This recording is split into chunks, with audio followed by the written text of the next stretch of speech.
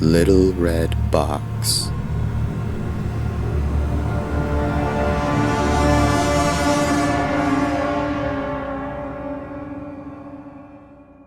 Linda Mayfield lived in a 2-story condo with one of her very good friends, Tina Selensky.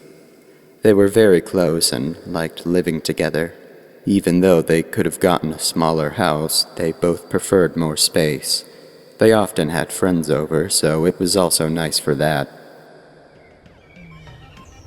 One bright, warm summer evening, Linda was listening to one of her favorite CDs in her shelf stereo, while Tina was out at her hotel clerk job up in town. Linda was loving the atmosphere, the popping of the music coming from the stereo speakers, the bright, warm sun pouring in through the open window, and her soft, comfortable bed on which she sat, drawing a picture. The picture was of a strange but beautiful flower she had been seeing in her dreams lately. It had rows of pink and purple petals, which were soft and velvety. It had a thick, bright green stem with some rather large leaves branching off. The center of the flower was a large cluster of soft blue florets, similar to a daisy.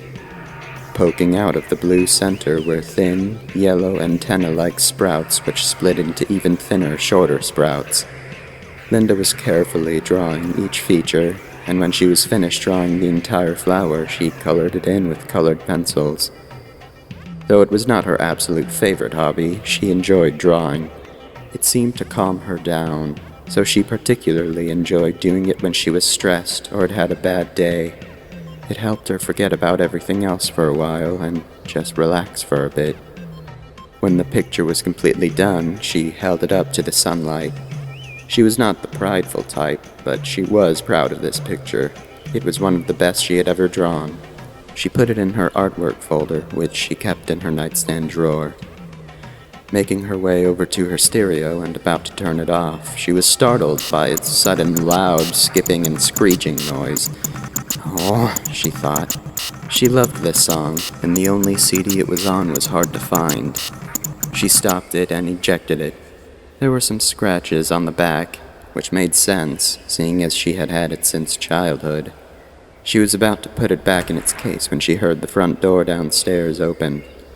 Linda opened her bedroom door and walked over to the top of the stairs. From there, she could see that it was Tina. "Hey, Tina, I thought you were at work," she called down. "Hey, I was, but I got off early today." Tina seemed to be in a good mood. She walked around the corner and into the kitchen. Linda followed. They talked for a while, about work, friends, and various other things, until they decided they would go to the grocery store to get just a few things they were needing. Driving off in Tina's car, Linda turned on the radio. The store wasn't too far from the house, so it wouldn't take long to get there. Once they did, it was just like any other visit. They got everything they needed and drove home. The rest of the day went normal, but since they were both off work today and had been watching TV, cooking, and talking on the phone, time flew by. Soon it was dusk, and the sun was on its way down, bringing the warmth of the day with it. Linda and Tina were talking about work again, laughing and joking around when the doorbell rang. "I got it," Linda said. She got up from the couch and walked over to the door. She opened it. Nobody was there. She opened the screen door and looked around. She saw a small, dark red wooden box about the size of a picnic basket with fancy designs all over it. Small wooden legs held it slightly off the ground, and the lid was held shut by a sturdy-looking latch. However, there was no keyhole. It was lying on the porch against the wall. Linda picked it up and started to carry it into the living room. She could tell that there was something inside it, but it was packed in tight. "What's that?" asked Tina. "I don't know," replied Linda. She examined it and saw that there was small, neat writing engraved on the bottom. It said, "The betrayal of the Pharaoh is held within this box. If thou shouldest claim it, the traitor shall be awakened and slaughter thee. Thou must not attempt to open it, For when the chosen time cometh, it shall open itself.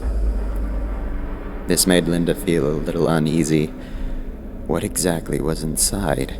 A ghost or something? Among further investigation, she saw something that sent a chill down her spine. The designs all over it looked identical to the flower she had been seeing in her dreams. It was the flower she had been seeing in her dreams, and that alone made her want to throw it out onto the street. But there was something about it that prevented her from doing so. She wanted to find out what it was first. Later that night, after Linda had brushed her teeth, she went into her room and set the box on top of her dresser. She walked over to her bed, climbed in, and pulled up the covers. There was something very strange about that box, that it didn't feel right just to throw it out. Maybe it had a special meaning or something. Whatever it was, Linda was exhausted and didn't feel like figuring it out right now. She closed her eyes and slowly drifted off to sleep. However, she was soon awakened by something strange.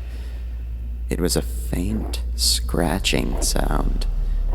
She looked over at her digital clock.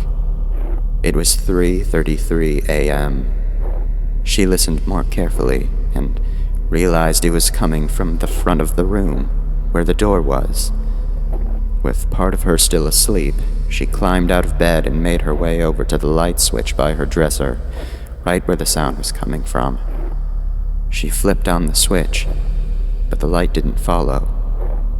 She waited. She waited. Maybe it was just a delay with the electricity, but after about 10 seconds, it still wasn't turning on. She flipped it back off and made her way over to her nightstand, grabbing a small flashlight from the drawer. She turned it on, and a fairly narrow beam of light shot from it. She walked back over to her dresser and examined it. It was then that she noticed the scratching sound was coming from the little red box. What the hell? She thought, leaning in closer and listening more intently. Suddenly, it began shaking violently. Linda jumped back, shocked and afraid. Then it stopped. Just like that. Still nervous, Linda slowly and cautiously examined it, but there was nothing different about it. Dumbfounded, she walked back over to her bed. She got back into it and just lied there, thinking about what had just happened. Maybe it was some sort of artifact. She would go to the library tomorrow to see if she could find anything on artifacts, or maybe even this box. Who knows? Maybe there were more of these weird types of boxes out there. Or maybe there were living creatures in there, such as rodents or some big-ass bugs. Soon, Linda's eyelids began to get heavy, and before long, she was back to sleep. She slowly awoke to the sound of her loud, obnoxious alarm. Like every morning, it was almost painful to hold her eyes open. With them closed, she fumbled around her hand until she found the clock. Having done it countless times, she easily turned it off without even looking. She knew she had to get up, though, as she had to go to work. Then she remembered. It was Saturday. I still need to get up, she thought. I want to see if I can find a book on that thing. Since the library near Linda's house was big and pretty popular, it would be crowded if she didn't go early, especially since it was Saturday. Still groggy, she opened her eyes, slowly sat up, and got out of bed. She tried the light switch. It worked now. She shrugged it off, assuming what happened last night was nothing but a dream, because it wasn't all very clear when it happened. It was 7:30, but Tina wasn't home. Then Linda remembered. Tina had to go out of town yet again, this time to meet the original owner and creator of the hotel she worked at, and would be staying the night at the first one ever made, which was out of town. Tina hadn't been very enthusiastic, though, and frankly saw it as a silly waste of time. Linda took a quick shower and got dressed. She got into her car and started it up. Since the library wasn't too far from her house, she arrived there pretty quickly. Sure enough, there were only 4 cars in the parking lot. She parked her car and got out. She walked up the steps and went through the double glass doors. At once, she could tell the air conditioning was on. It was nice and cool to a comfortable level, a nice relief from the hot summer humidity outside. She made her way over to the front desk. An old woman with bifocals looked up at her from a book she had been reading. "Yes, dear?" she said in a kind voice. "Are you looking for a book?" "Yes," Linda replied. "This is a little hard to explain, but a small red box showed up on my doorstep. It's wooden and has a flower design all over it, but it's locked with a pretty sturdy latch. There's no keyhole, though. It also has ancient-looking writing on the bottom, so I was just wondering if you have any books on anything like that." The entire time Linda was explaining the box, the old woman's expression had gotten more and more uneasy. "That box," she said, staring at Linda. "It's evil. I'm not quite sure what's inside, but over the years I've heard bad things about it." Linda's expression also turned uneasy. "Follow me," the old woman mumbled. She began to walk towards the countless rows of bookshelves. Linda followed. They walked for a bit, then finally arrived at the very back of the building. The woman ran her finger over the books, apparently searching for one in particular. After a minute, she found and took out a black tome. The cover looked leather and it was falling apart. The gold words "Ancient Evil" were printed across the front. Dust was caked all over it and the pages were a sepia-like color. The woman handed it over to Linda. "Would you like to take it home?" Linda nodded. The two of them started back towards the front of the library. When they arrived, Linda set the heavy book on the counter and handed the woman her library card. The woman did her librarian sign-out business and gave it back to Linda, sliding the book over as well. "It says in here how to rid yourself of such evil. I hope you're able to do so, my dear, and may God be with you." This made Linda even more anxious, but she grabbed the book and walked out the glass doors. She got into her car and drove home. Once inside, she went upstairs to her bedroom, sat on her bed, and opened the book to page 1. She found the contents and looked for the word box.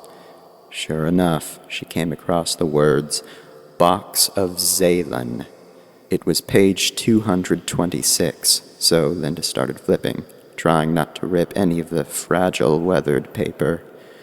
When she arrived at page 226, she saw a picture of the exact same box she had received, with the exact same designs on it. She started at the top of the page. The Box of Zalen is by far one of the most evil things in this world. Long, long ago, there was a mighty pharaoh named Golorum. One of his many servants, Zalen, resented Golorum for enslaving him. One day, Zalen was given an order to fetch water for Golorum from the nearby stream. Zalen fetched the water, but he also extracted the oil from a beautiful yet deadly plant known as Vorolia. There was an illustration of the same flower Linda had been seeing in her dreams. It continued. The pharaoh fell violently ill after drinking the water, and was informed of Zalen's treachery by another servant. In his dying words, Golorum told his guards to make Zalen suffer the same fate he was, and to stuff him in a small box where he would never escape. Then Golorum perished.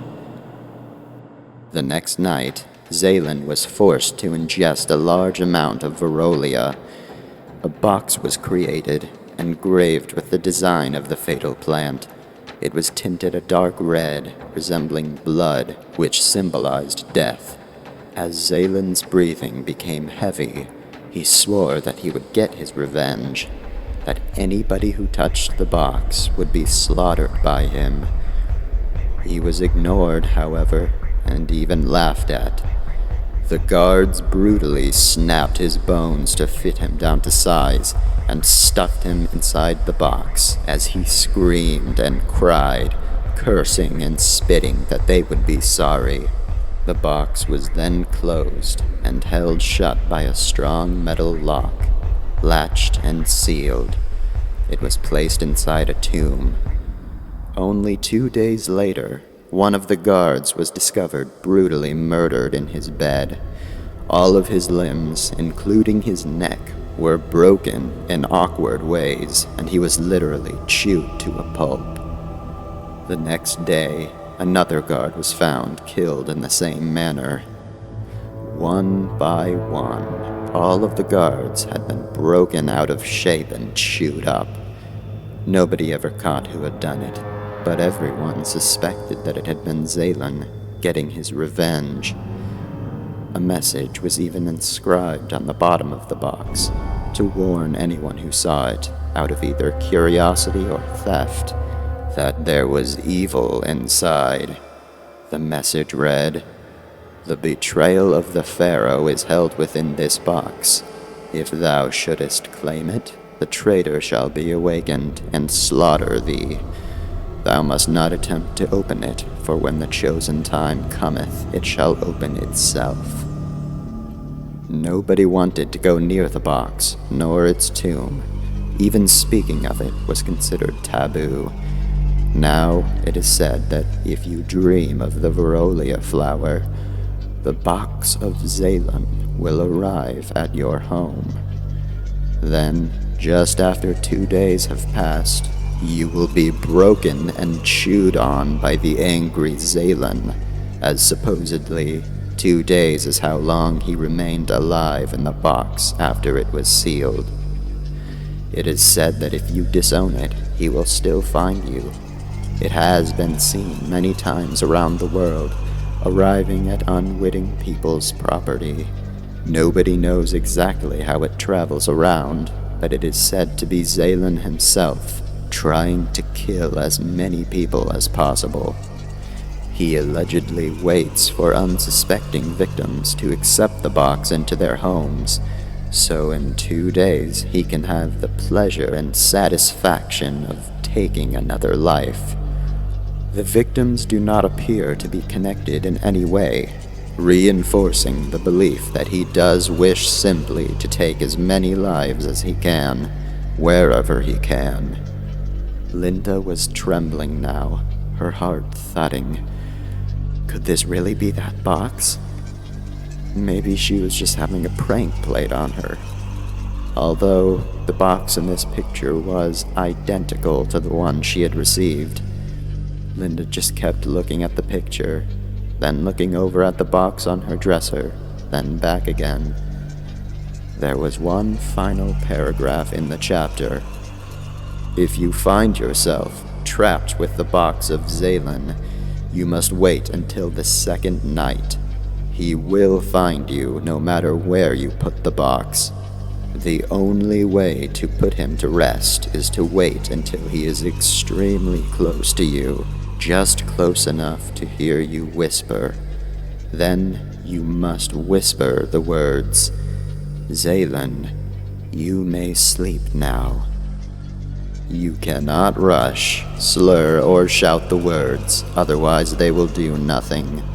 However, if they do work, Zalen will finally rest. He will leave, and supposedly never kill again. Linda was shocked. She looked back up at the box, very afraid now that she knew what was inside. She was filled with dread. I don't think I can do this, she thought. But she knew that it was her only hope, and if all of this was true, doing it would save her life. It was almost 9 o'clock now, and she was still home all alone. She slowly got up and walked over to the dresser where the box was sitting. Cautiously, she picked it up and started carrying it downstairs. If this wasn't true, at least she could put her mind at ease knowing it was locked away.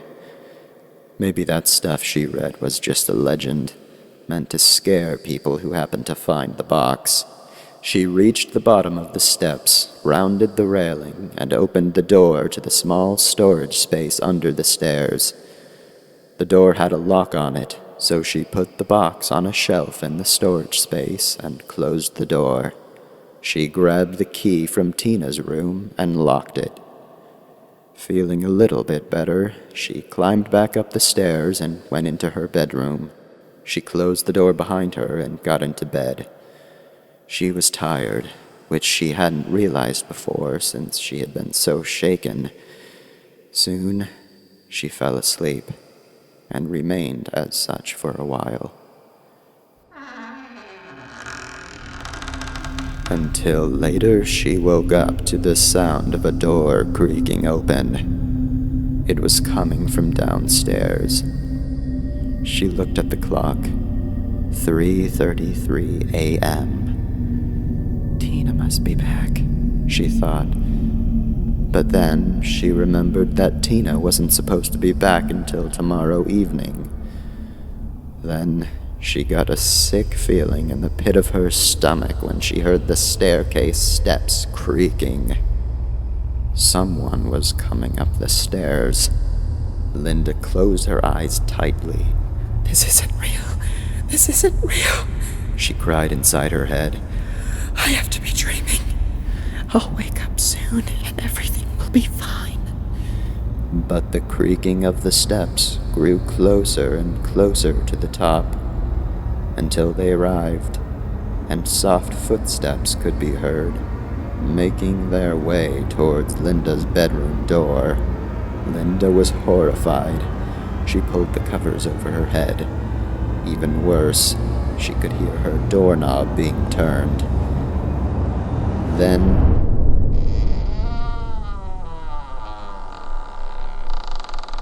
No! she cried silently. She was on the verge of panicking. As she continued to listen, the only thing she could hear now was heavy, raspy breathing. She wondered if she should pull down the covers and look at the doorway, but she was too afraid. After about a minute, and still nothing else, she finally decided she'd better look. Still trembling, she slowly lowered the blankets. But everything was pitch black. She then remembered the flashlight. Ever so slowly, she reached out, opened her nightstand drawer, and obtained it. I'll count to 3, she thought. Then I'll turn it on. She pointed the currently off flashlight in the direction of the doorway and got ready. 1. Her heart was thudding. So hard, in fact, she was afraid that whoever this was could actually hear it. 2. Her breathing picked up, and even though she tried not to be too loud, it was hard. She braced herself. 3. She flipped on the flashlight and saw the dark silhouette of a person standing in the doorway. It was very thin, but something was wrong. There was no head. Frozen with shock, Linda let her eyes adjust and focus to the light, then saw it. The skinny, shriveled figure had a head, but it was bent and twisted down against its chest, facing her, staring at her through empty eye sockets. The flashlight flickered out. Linda suddenly got lightheaded, and she could hear her own rapid breathing echoing through her head. She felt a constant wave of feverish heat and a feeling of sheer terror.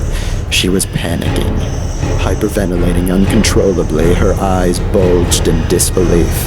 The flashlight flickered on again, and the figure was closer, standing at the foot of her bed. It had a twisted, deranged grin on its bony face, exposing its rotting, pointy teeth. The light went out again. Linda couldn't control herself. Her mind kept telling her she was going to die.